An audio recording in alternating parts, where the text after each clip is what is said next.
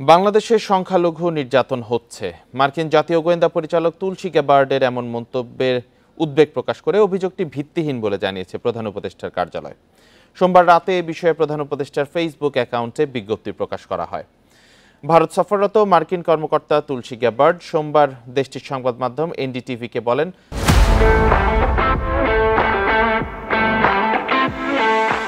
ধর্মীয় সংখ্যালঘুদের উপর নিপীড়ন, নির্যাতন মার্কিন সরকার ও ট্রাম্প প্রশাসনের প্রধান উদ্বেগের বিষয় হয়ে দাঁড়িয়েছে। বাংলাদেশে ইসলামী চরমপন্থার মাথাচাড়া দিতে পারে বলে উদ্বেগ প্রকাশ করেন তিনি।